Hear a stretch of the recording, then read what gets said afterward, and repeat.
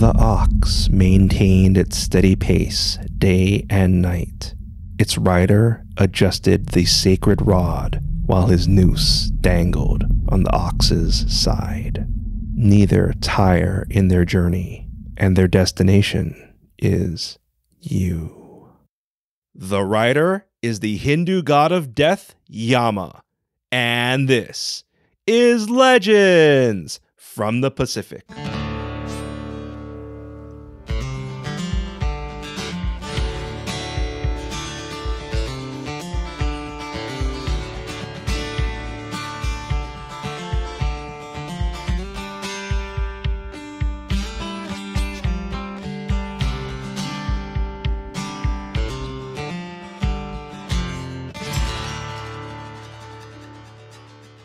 Aloha, and thank you for joining us. This is Legends from the Pacific, episode 67, the Hindu god of death, Yama.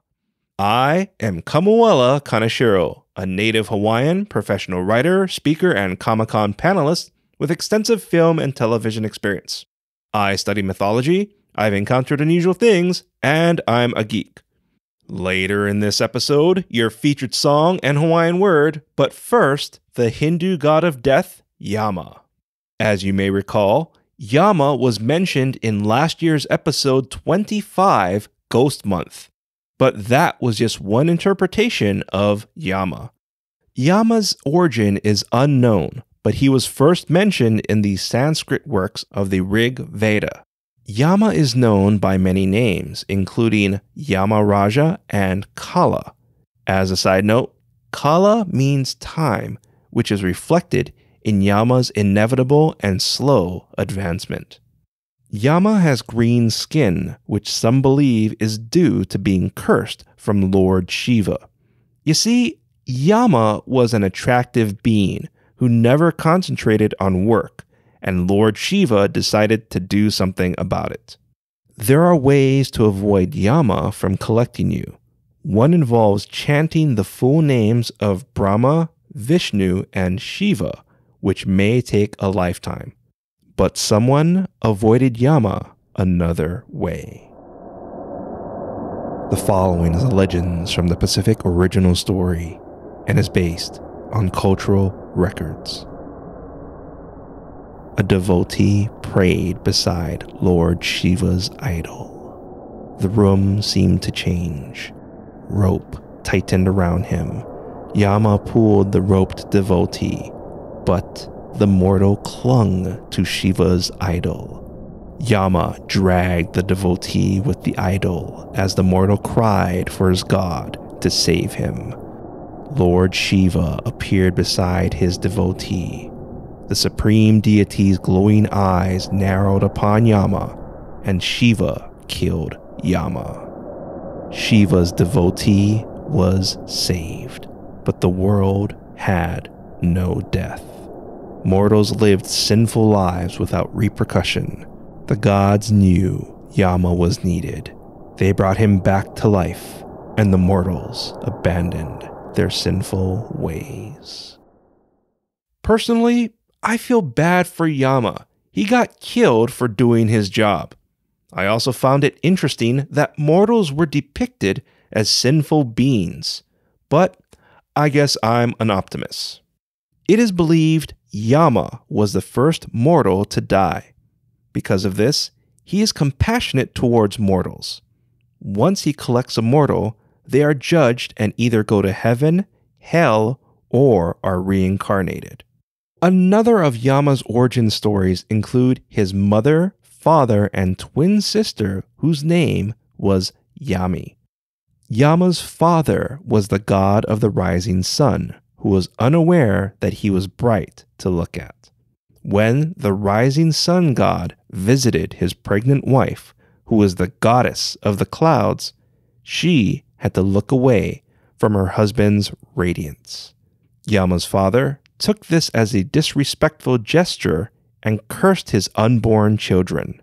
Yama and his sister were born. His father eventually learned the truth of why his wife averted her gaze, and Yama became the king of death. Yama and his sister Yami were very close, and when Yama volunteered to be the first mortal to die, his sister Yami missed him so much, not even the gods could lift her misery. The gods created the night and made it follow the day as a way to heal grief. Yama changed through the ages from a friend of humanity to a wrathful ruler of the underworld. Scholars connected this change with the challenges Yama's culture faced. Yama also taught mortals how to accept death and achieve bliss in the afterlife. Yama has appeared in various stories to help heroes and individuals.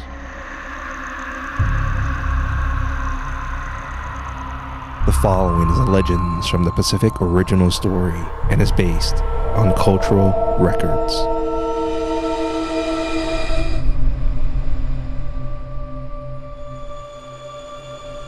The princess hated the men her father deemed suitable. They were too chauvinistic or didn't connect with her on a deeper level. She made a deal with her father.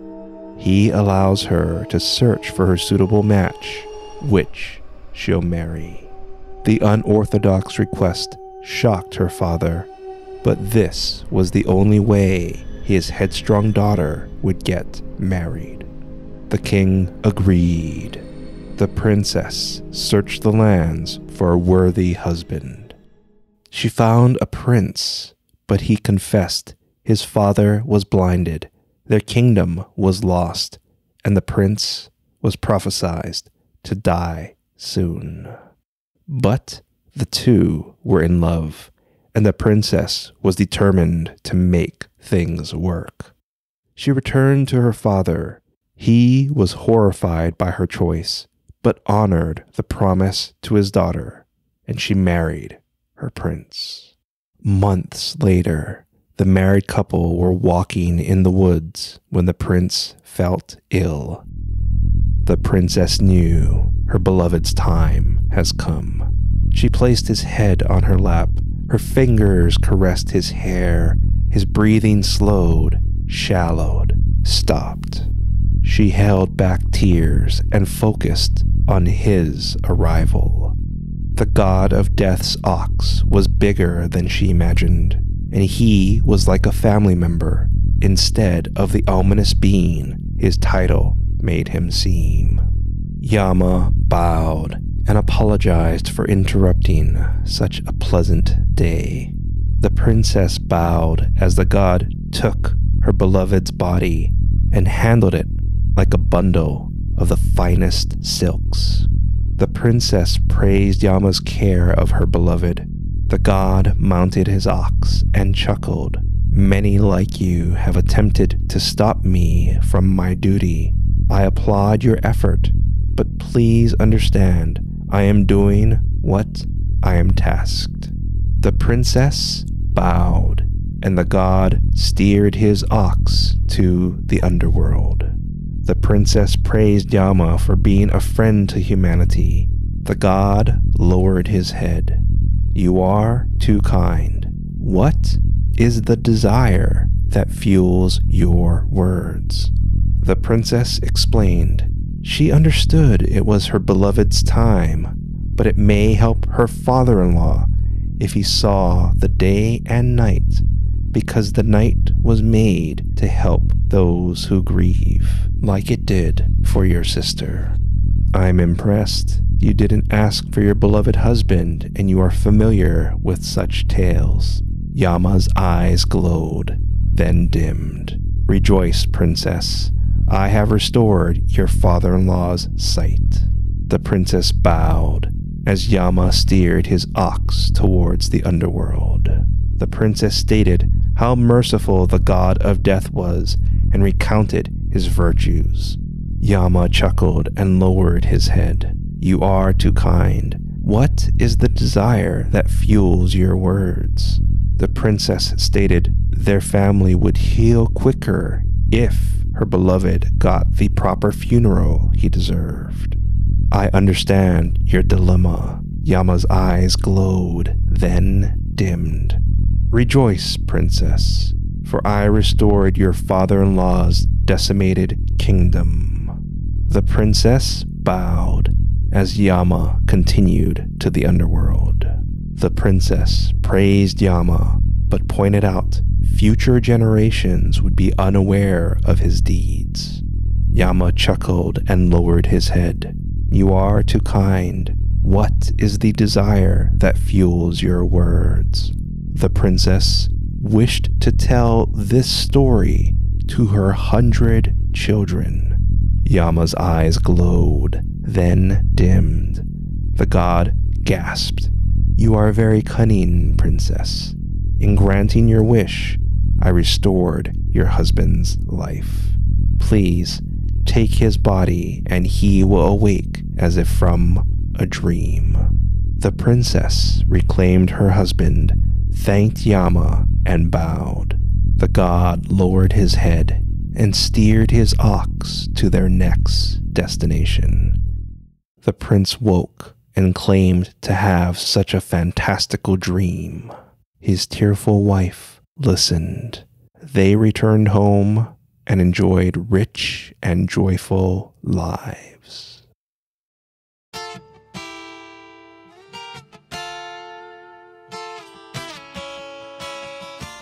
Today, the festival Yama Ditya celebrates the relationship between brothers and sisters.